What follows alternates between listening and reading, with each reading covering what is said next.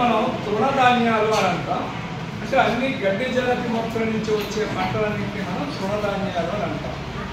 ప్రపంచం మొత్తం మీద ఏదో రకంగా ఈ పంటలపై ఆధారపడి అందరూ వారి ఆహారాన్ని తీసుకుంటూ ఉన్నారు. ఇది వరి ప్రధానంగా వర్షాలు బాగా పండే దేశాల్లో మన భారతదేశంలో ఎక్కువగా పండే పంట. దక్షిణ భారతదేశంలో ఎక్కువగా వరి తింటారు.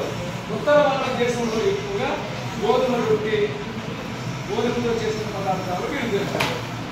ఇది మన భారతదేశంలోని ఉత్తరప్రదేశ్లో పండుతుంది, అంటే ఉత్తర భారతదేశంలో పండుతుంది. అక్కడ వాతావరణం దానికి సరిపోతుంది. మరి ఈ వరి అనేది ఎక్కువ నీళ్లు, వర్షము, బాగా ఎండ ఉండాలి.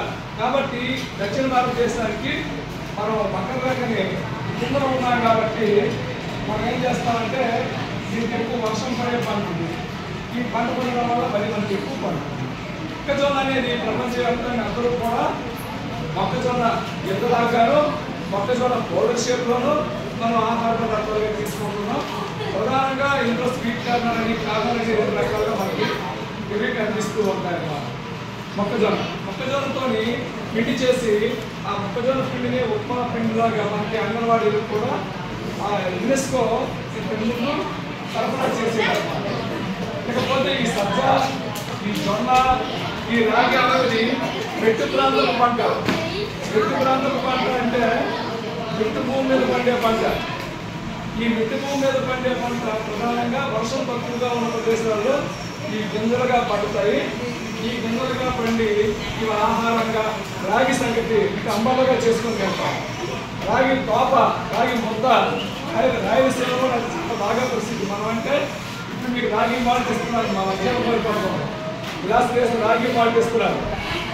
ఆ విధంగా మనకి ఈ పంటలని చిరుధాన్యాలు అంటాం. ఈ చిరుధాన్యాలు మనం ఏదోలా ఉపయోగిస్తూనే ఉంటాం. పంట రూపంలో, పౌరు రూపంలో, గింజ రూపంలో ఆహార పదార్థాలుగా వాడుకుంటున్నాం.